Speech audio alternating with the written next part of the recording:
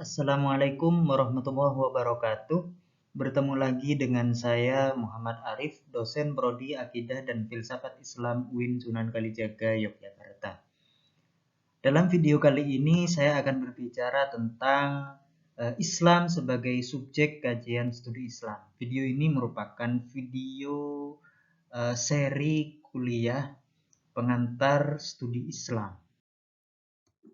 Apa itu Islam?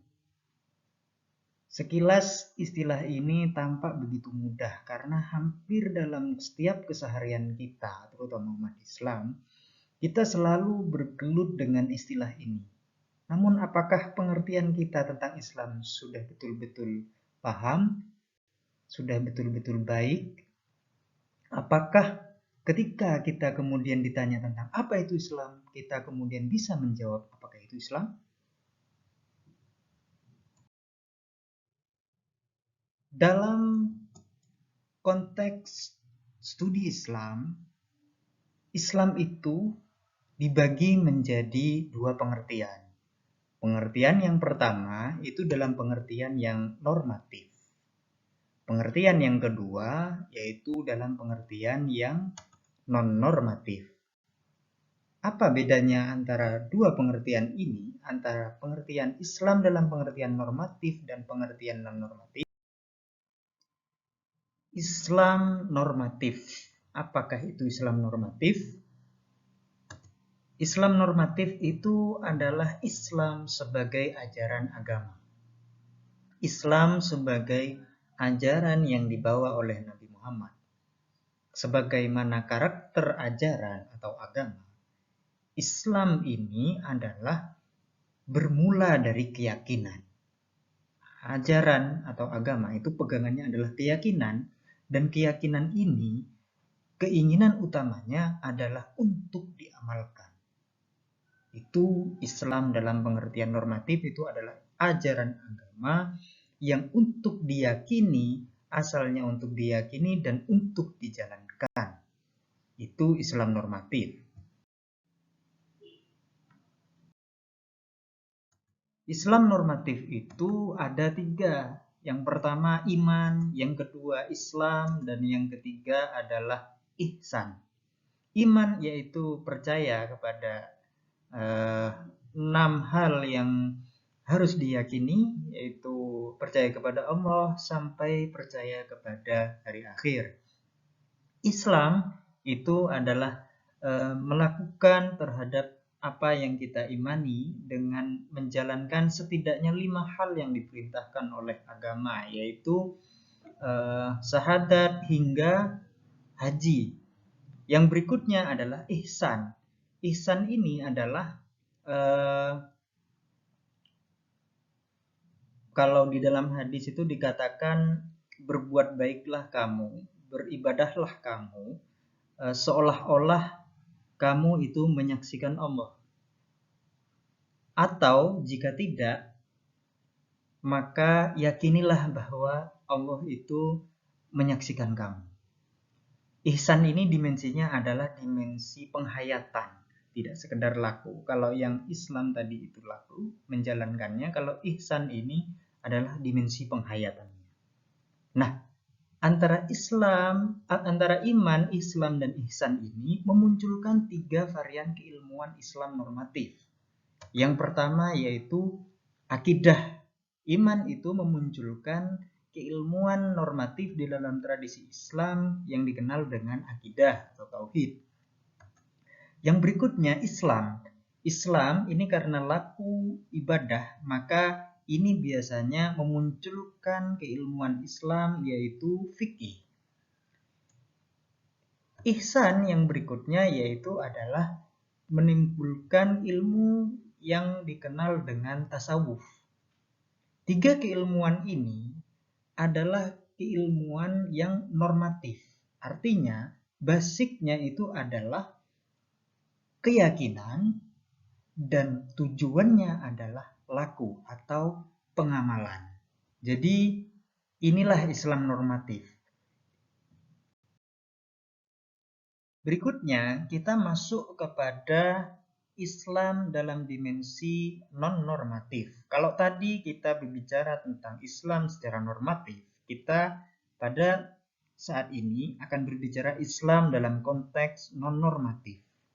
Ini jelas berbeda dengan Islam normatif. Apakah bedanya? Islam dalam konteks non-normatif ini dipahami sebagai subjek ilmu. Berbeda dengan ajaran yang tadi, mula dari Islam non-normatif ini, Islam sebagai subjek ilmu ini, mulanya bukan keyakinan, tapi keraguan. Dari situ kemudian muncullah keinginan untuk mengkaji lebih jauh tentang Islam itu.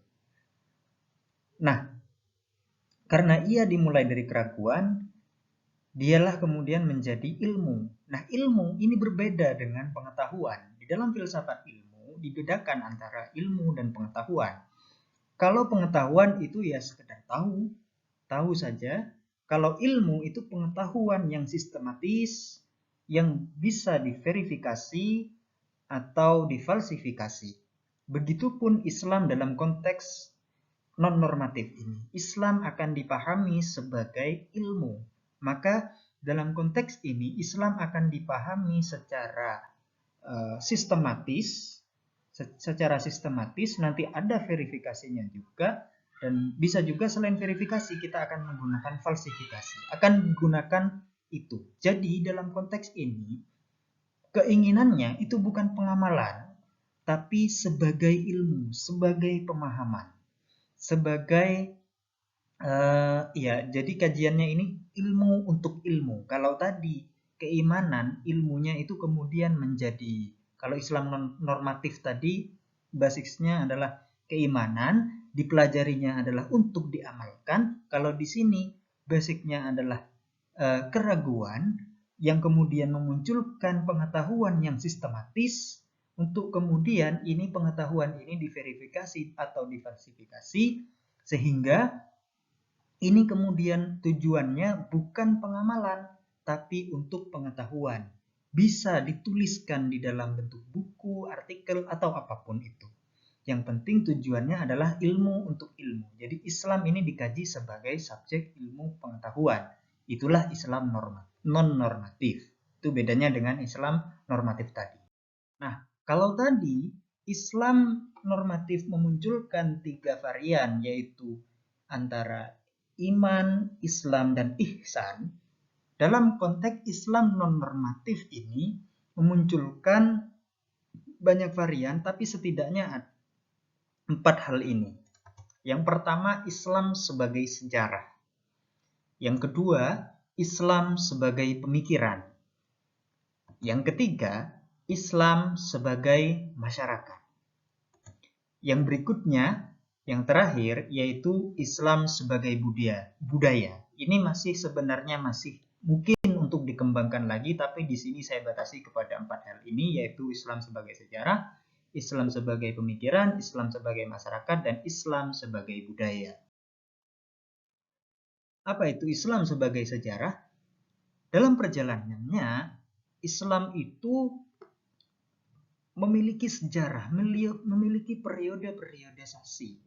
Ada masa Nabi, masa khilafah, masa dan seterusnya sampai masa era kolonial dan sampai sekarang ini. Ada periodisasi sejarah dan itu merupakan fenomena yang layak untuk dikaji. Jadi ini dibaca sejarah Islamnya. Sejarah Islamnya dibaca. Nah, dengan melakukan kajian sejarah Islam ini, itu menghasilkan produk keilmuan yang dikenal dengan sejarah peradaban Islam atau sejarah Islam. Berikutnya, Islam sebagai pemikiran. Kita ketahui bahwa Islam itu tidak sekedar agama. Kitab suci Islam, Al-Quran maupun hadis itu memantik munculnya pemikiran-pemikiran. Lahirlah kitab, lahirlah buku-buku, lahirlah karya-karya yang berbicara tentang Islam. Dan itu kemudian memunculkan hal yang baru, yang berbeda dengan pemikiran-pemikiran yang lainnya. Itu kemudian layak untuk dikaji. Dan disinilah kemudian Islam sebagai pemikiran ini dalam konteks ini yaitu kita membaca produk-produk pemikiran yang lahir dari Islam. Baik itu dari segi fikih, dari segi akidah, tauhid, filsafat, dan semacamnya. Dan tradisi pemikiran ini kemudian memunculkan kajian-kajian dari filsafat Islam, kajian-kajian tentang pemikiran, yaitu jadi filsafat Islam. Begitu. Yang berikutnya, Islam sebagai masyarakat. Islam sebagai agama itu dihayati oleh para penganutnya. Para penganutnya ini kemudian berinteraksi dengan masyarakat. Dan di dalam hal itulah kemudian muncullah sesuatu yang khas dari tradisi masyarakat Islam. Dan ini layak untuk dikaji. Masyarakat Islam itu dibaca dalam konteks ini. Jadi dalam konteks Islam sebagai masyarakat, kita itu membaca masyarakat Islam. Ini kemudian memunculkan kajian-kajian seperti sosiologi Islam, politik Islam, hukum Islam, dan seterusnya. Jadi di sini kemudian Islam itu dibaca sebagai fenomena masyarakat. Orang-orang Muslim yang di dalam pemikirannya, dalam kesehariannya itu pasti dipengaruhi oleh Islam secara normatif tadi itu, dipraktikkan dalam kehidupan sehari-harinya, itu yang kemudian dibaca dalam konteks Islam sebagai masyarakat ini. Yang berikutnya, Islam sebagai budaya. Islam itu bertemu dengan budaya-budaya dari banyak wilayah. Seiring dengan tersebarnya Islam ke seluruh dunia, Islam itu bertemu dengan banyak kebudayaan. Bahkan Islam sendiri pun membentuk kebudayaan. Karena pertemuan-pertemuannya atau Islam sendiri pun sebagai agama itu juga membentuk kebudayaan. Dan disinilah kemudian Islam, dalam konteks kita berbicara Islam sebagai ilmu, maka kita di sini adalah membaca produk-produk kebudayaan yang dihasilkan oleh Islam. Di sini kemudian lahir kajian-kajian seperti antropologi Islam, sastra Islam, arsitektur Islam, dan itulah tadi sekilas tentang Islam normatif dan Islam non-normatif. Relasi antara keduanya, antara Islam normatif dan Islam non-normatif ini adalah walaupun berbeda tapi saling berkait antara satu dengan yang lain. Islam normatif itu menginspirasi munculnya Islam non-normatif. Begitu. Dan dalam konteks studi Islam, lebih banyak dalam membaca Islamnya itu lebih banyak membaca Islam secara non-normatif. Jadi dalam konteks studi Islam di perguruan tinggi, Islam itu dibaca dalam konteks non-normatif. Jadi sedikit berbeda dengan dalam konteks Islam normatif yang biasanya diajarkan di pelajaran di sekolah-sekolah atau di pesantren. Jadi ini bedanya antara studi Islam di perguruan tinggi dengan studi Islam di SMA maupun di pesantren.